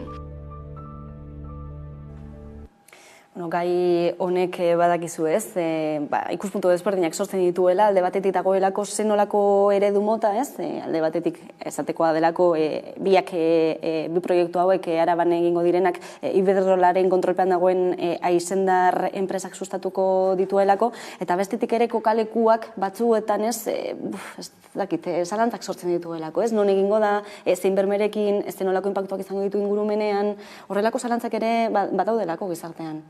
Bai, zalantzak badira eta eztabaida hor dago, baina eztabaida horren aurrean beste bat egin behar dugu. Eta bai, parke eolikoak behar ditugu, eta horretarako planak egin behar dira, baina energia aurrezteko planak noizko. Ze azken finean, lortuko duguna da, 10%tik 15%ra igotzea. Eta gainontzekoa fosila izango da. Orduan, energia aurreztu behar dugu, bai ala bai. Ze energia eolikoarekin ez da nahiko izango. Eta nik ez dut inoiz entzun Eusko Jaurlaritza eta gainontzeko instituzioak esatea. Energia aurreztu behar dugu, bai ala bai. Eta energia asko aurreztu behar dugu. Erantzuna igual izango da zuk esan duzuna. Aizendarrek bultzatutako parkeak direlako eta parke horiek bultzatzen dituena da Iberdrola. Hau da, energia saltzen duena eta kobratzen duena. Guk pentsatu behar duguna da nola ez kontsumitzea Iberdrolaren energia. Eta ez nola eman Iberdrolari geure energia haiek kobratzeko. Azkenean hori da, kezka ez, negozio berri bat bihurtu aldala.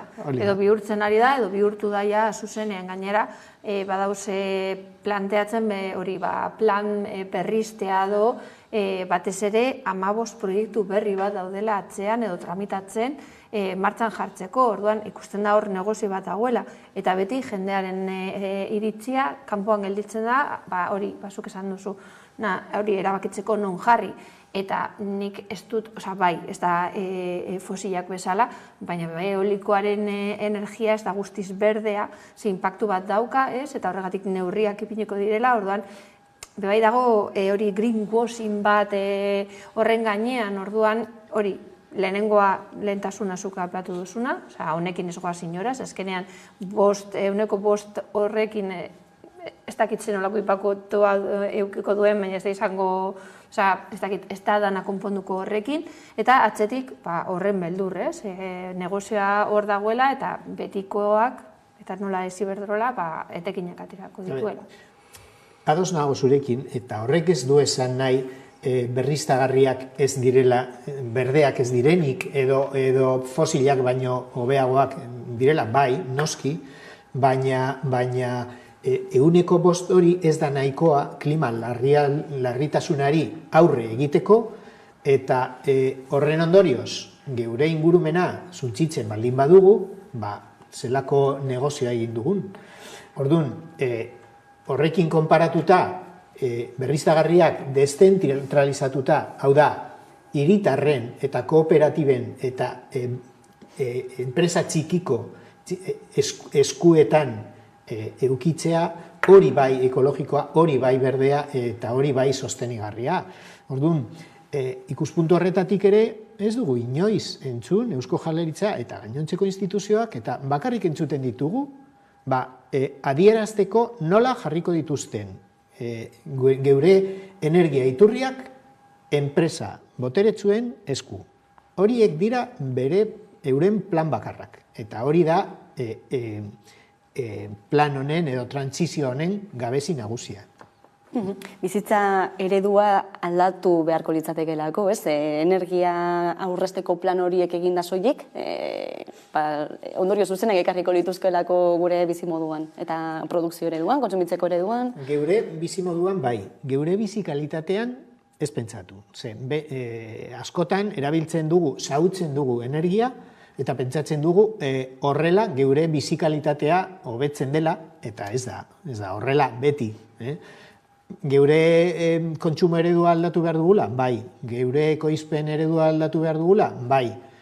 Baina geure bizi kalitatea okerrago edo txarragoa izango dela ikusiko dugu, baina bidea egin behar dugu, bai ala bai. Orduan, nik faltan botatzen dut instituzioen lidergoa gizartea bide horretatik eramateko. Beldurra, daukate agian zenolako erantzunak izango diren gizartetik? Zer uste duzu? Ekoansietatea, instituzioen ekoansietatea.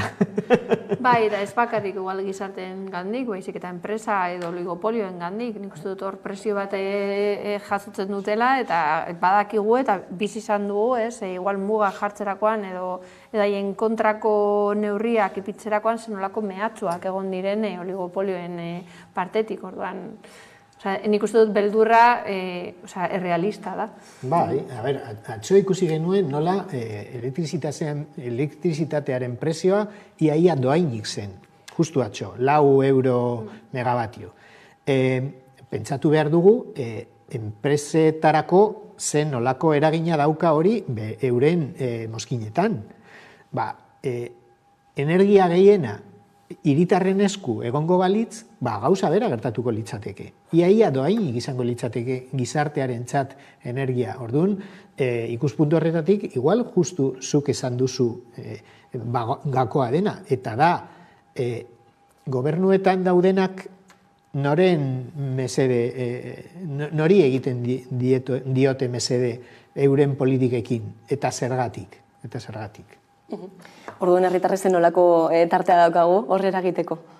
Nik uste dut garrantzitsuena dela jarraitzea prebesionatzen. Eta nik uste dut olako elkarteak sortzen direnean horretarako daude. Nik uste dut kontzientziatzeko jendea eta bai presioa egiteko. Azken finean hori mobilizazioekin lortuko dugu nahi duguna, azken finean instituzioen jarrera ez da aldatuko berez. Pedagogia egin behar da. Eta aipatu behar da 105 horrekin ez diogu aurre egingo klima larrialdiari. Eta haiek esaten dute, behar ditugu, baina igual ez era honetan. Eta beste eredu bat behar dugu justuago, ez bakarrik berdeago, baina justuago bai. Ematen duelako trantsizio hori leku aldaketa edo aldaketa soil bat izango dela, ez? Erregai fosiletatik berriztagarrietara edo hidrogenora edo beste energia eredu batera eta dena berdin jarraituko duela. Baina nola hori da garrantzitsuena eta hori da gizarteari azaldu behar zaiona. Ez bakarrik zer, baizik eta nola. Gainera, hori bihurtzeko hori, bebai tresnak gastatzen dira, ez? Eta erretzen dira, ez dakit nola. Prozesu horretan bebai, dago gastu ekologiko bat. Odan ez da debalde aterako. Bai, hori da. Esaterako, ez? Ozono geruza zere hitz egingo dugulako gaurkoan, ez? Nolako inpaktuak izan dituen azken hamarkadetan, baina berri ona ere honekin lotutakoa ere, berreskuratzen ari delako ozono geruza hori. Bai, garai batean askotan hitz egiten zen horri buruz, ez? Eta entzuterakoan batzutan pentsatzen dugu igual dana klima aldaketarekin amaituko dugula, ze ozonoa berreskuratzen ari dela, ez? Eta argi eta garbi esan behar da, ez dela hori gertatuko, ze gauza bat doa alde batetik eta bestea beste aldetik, ze azken finean ozonoa berrestu egin da, hori alternatiba bat dagoelako, hori kontsumitzen ziren sustantziak ez kontsumitzeko, alternatibak bilatu dira eta horregatik ozonoa bera berreskuratu egin da. Baina klima aldaketa, hori fosilaren alternatiba ez dago, behibistakoa da, eta orduan klima aldaketa ez da amaituko, nahiz eta osoa berreskuratu.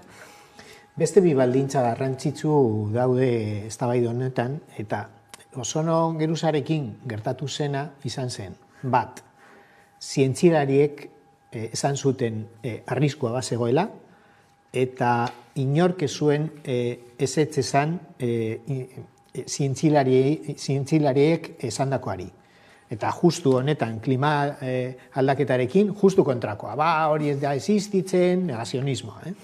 Garai hartan hori ezen gertatu. Eta bigarrena, munduko gobernu gehienak bildu ziren eta ekimenak hartu zituzten eta martxan jarri zituzten. Eta justu klima aldaketarekin kontrakoa gertatzen da. Hainbat eta hainbat goibilerak ezertarako. Orduan, bi baldintza horiek oso garrantzitsua dira ikusteko aldea arrakasta eta porrotaren artean. Eta arrakastatsua izan daiteke klima aldaketaren aurkako borroka, baina horretarako zientzilariek eduki behar dute azken hitza, eta instituzioek zientzilariek esandakoa bete behar dute hainbat ekimena martxan jarrita. Hori ez bada gertatzen, gero alternatibak bilatu behar ditugu, nik pentsatzen dut alternatibak daudela, energia aurreztea, eredu aldatzea, berriztagarriak, baina bere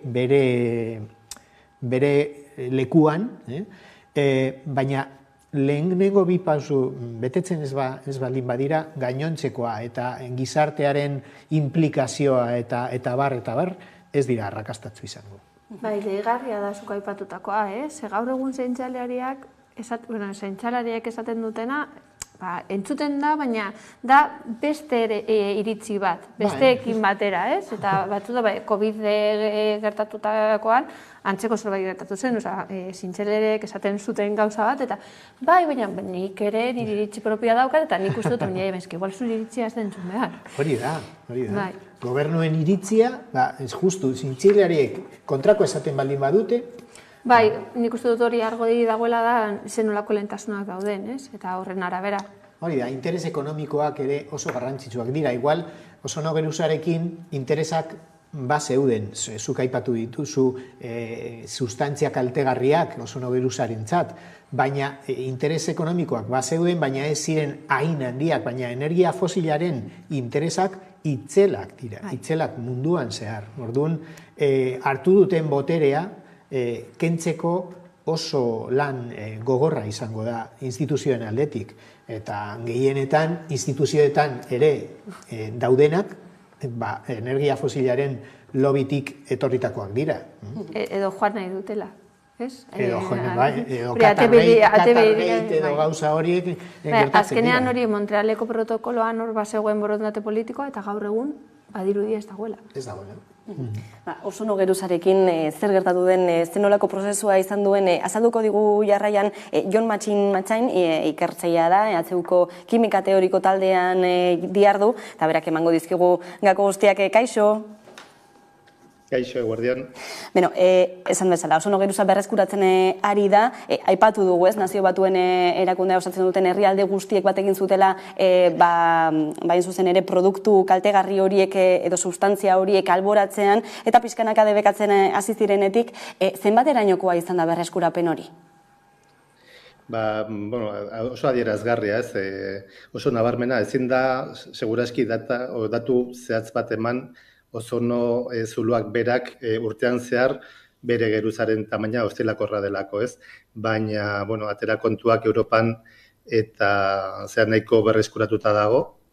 Eta zati kaltetunetan, Artikoan eta Egopoloan urtean zehar berreskuratze tasa oso altua izan da. Horrela, esaten digute honetan adituak direnak, ez? Ipar poloan 2045erako berreskuratuko dela martxa honetan eta Ego poloan 2076erako. Baina zenbaki zehatzik eman gabe esan dezakegu bidea oso positiboa dela. Aurreikuspenak onak dira beraz, ez? Eta mai honetan ere hitz egiten ari ginen herren hildotik, honek erakusten du neurriak gara izartzen baldin badira, ondorioak ere egoten direla. Zalantzari gabe, hor, mailan komentatzen ari zareten bezala, oso garbi dago, neurriak hartzen baldin badira momentu egokienetan, gerora begira noski hor emaitzak daude. Aldez aurretik zintzelariok ez daukagu barita magikorik, ez? Baina bai kalteak nolakoak edo nondik datozen ikusita ze alternatiba proposatu daitezken, nolabaiteko datuen araberakoak izaten dira, ez? Eta orduan gure iritzia oso ongi aipatzen ari zareten moduan, adituen iritzia zerbetetan oinarritzen da, ez da iritzi propioa porkesi, baizik eta hor da atzean hausnarketa dago eta datuak daude. Orduan, zentzu horretan, neurriak hartzea ezinbestekoa da gero egiten ari garen kaltea konpontzeko, ez? Edo konpontzeko bidea jartzeko biltzat. Ozono Geruzaren berreskurapenaz hitz egiten ari garela, ez dakit, adituak ez garenok ulertzeko moduan, nola gertatzen da berreskurapen hori? Kontua da ozonoak sortzeko estratosferan oreka kimiko bat daukala, ez? Bi erreakzio kimikoen oreka da, alde batetik oxigeno molekula arnasten dugunak apurtu egiten da ultramorea argia absorbatuz, eta apurtzerakoan oxigeno atomikoa sortzen da, eta beste oxigeno molekula batekin elkartzerakoan ozonoa sortu egiten da. Ozonoak 3 oxigeno atomo ditu bere egituran. Hau horrela, ozono molekula honek ere bai ultramorea absorbatzeko gaitasuna dauka, eta apurtu egiten da. Orduan, oreka honen arabera, urteentan zehar sortu izan da ozono geruza. Zer gertatzen da, oreka hori apurtzen denean, orduan zuloa sortzen da. Orduan, kontua da, zientzialariok ulertu dintzuten bere garaian nola puskatzen zen oreka kimiko hori, hain zuzen ere, konposatu kimiko berezi batzuk atmosferara igortzerakoan sortzen zen, klorofluorkarbonoak deitzen diren konposatu batzuk, eta horiek oreka kimiko hori apurtu egin zuten. Zer egin da hartutako neurriekin? Konposatu hauek produkzio industrialetik kendu dira, debekatu ziren 89% duela 35 urte baino gehiago, eta horren ondorioz oreka kimiko hori berreskuratu egiten ari da poliki-poliki. Eta hori da hain zuzen ere, nolabaiteko kimikoki ikusita zer gertatzen ari zaigun, gure ozono geruza berreskuratzeko. Oreka hori apurtzen zuten konposatuak kendu ditugu zirkulaziotik. Eta honek guztiak noski onurak ekartzen ditu gurera, pentsatzekoa delako ozono geruza berreskuratuta behintzat berotze global hori moteltzeko zantzuak egongo direla, baina noski zer gertatzen da, beste alde batetik neurriak hartzen ez baldin badira eta erregai fosilak esaterako erabiltzen segitzen baldin badugu, berriro ere arrisku horren aurrean ikusiko dugulako. Ozono geruzak babestu egiten gaitu eguzkitik heltzen zaigun argi ultramore arriskutsutik. Argi ultramore horrek minbizia eta sortu dezake izaki bizidunetan, eta hortik ere nolabait ozono geruzak bizitza babesten du. Bestalde, eguzkiko energia ere handia ekartzen du, eta lurraren temperatura igotzeko beste arrazoietako bat ere hori bada. Aldaketa klimatikoak gehien bat beste sustantzia batzuengatik etortzen da, ez ozono berreskuratzeagatik edo ez, baina noski bi gauza hauek ere bai badute bere lotura, ez. Dena den, naiz eta ozonoa berreskuratu ez badugu erregai fosilen inguruan beste zer egiten, arazo bat konpontzeko bidean egongo gara, baina beste arazoa ez dugu ezertan konponduko, bakarrik mitigatuko genuke. Orduan, oraindik badago, zientzialariak badugu lana politikariak konbentzitzen, hartu beharreko beste neurri batzuk ere hartzeko. Ea, ala izaten den hemendik aurrera ere, mezurrekin geldituko gara, Jon Matximatxain, eskerrik asko gurean izatagatik. Zuei, plazer bat. Horixe argi eta garbi bidali duen azken mezu hori mai honetan komentatzen genuenaren arira. Nik uste dute haiek presionatu beharko dutela, zientzialariek, baina bai gizarteok. Gure eskuetan dago hori borondate politiko hori sortzea eta lehentasuna mai gainean ipintzea. Eske hor oso harrigarria da. Haiek ikertu behar dute eta ez manifestaldiak antolatu, baina justu bi aldeetan daude zoritzarrez, ez? Inork ez badie entzuten, kalera irtetzen dira, eta oso harrigarria da, baina horrela da, orain. Ekologismoa sari garela nazioartera begirari jarri behar gara, azken egunotan badakizuelako irudi ikusgarriak ikusi ditugulako, Alemaniatik, bertan ekintzaile ekologistak egon direlako aste bete luzez, hain zuzen ere Alemanian handitu nahi duten meategi proiektu bati aurre egiten, poliziaren indarkeria bortitza zalatu dute, eta atzokoan behin-behineko desalojatu zituzten manifestari guztiak beste Greta Thunberg ere. I say Litzy, you say Blythe. Litzy! Litzy! What happens in Lützerath doesn't stay in Lützerath. The carbon is still in the ground. We are still here. Lützerath is still there. And as long as the carbon is in the ground, this struggle is not over.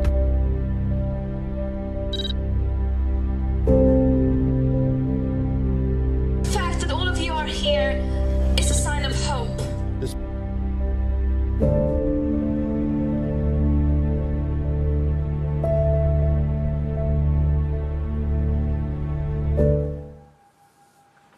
Joserra. Bueno, oso beharrezkoa da gizarteko presioa, oso beharrezkoa da. Eta gazteen belaunaldi honen erronka hori da, presioa egitea haiek etorkizun bat edukitzeko.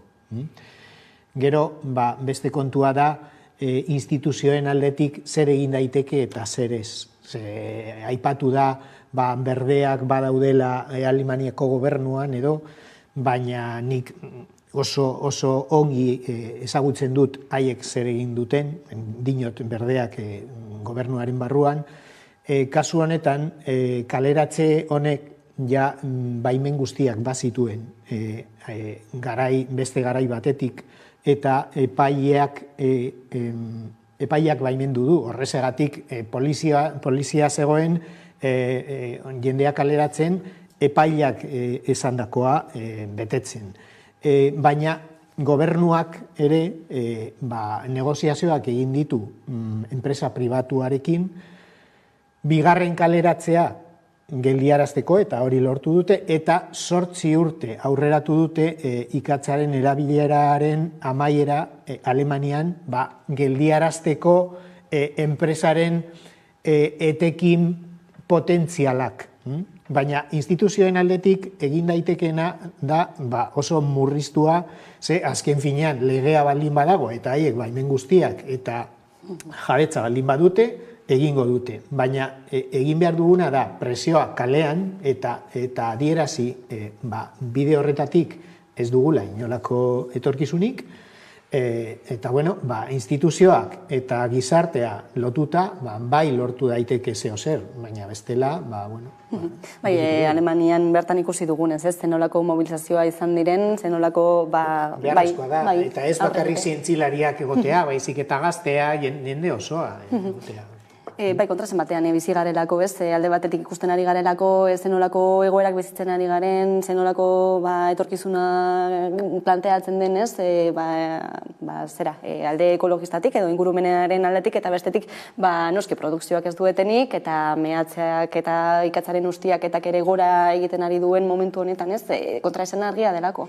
Bai, lehenengo eta behin nik uste du salatzeko represioa, izan zen nahiko gogorra, eta hori ezin dugu onartu inondik inora, eta gero, zu komentatu duzuna, haiek bere baimen guztiak dituzte, batzutan legeak aldatzen dira, eta igual da momentua legeak aldatzeko, ez negozioak egiteko, baizik eta olako egoerak egoerekin amaitzeko, eta noski nik uste dut gizartearen presioa beharrezkoa da, eta gainera funtzionatzen du, gero eta gehiago ikusten dugu, bihar hasiko da greba Frantzian pentsioak direla eta berriro nik uste dut postasuna izan, posten gaituena da hori sindikatu guztiak biltzea eta eragile asko egotea horren atzean, grebaren aldekoak, eta jakitea 1985ean nolako bat egon zala bai pentsioaren moldaketak gelditzeko, eta lortu zuten nik uste dut, eta espero dut, bihar komunizazioak gauza bera lortzea. Zuk aipatu duzu legeak aldatu behar direla, eta egia da, baina bagizu zer gertatzen den energetikoekin, legea aldatzen badiezu, eta haiek baimenak baldin badituzte, konpentsatu behar dituzu. Eta dirutza emango die hori egiten baduzu. Orduan, oreka mantendu behar dute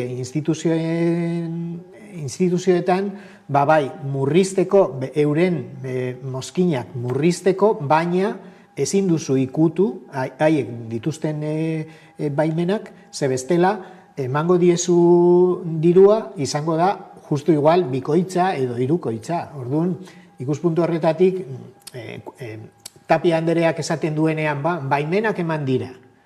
Justu honetan, baimen horretan daude euren etekinak. Eta ez badituzte lortzen edo legea aldatzen baduzu, hori ekiditzeko, orduan, haiek irabaziko dute auzia eta dirua eman behar diezu.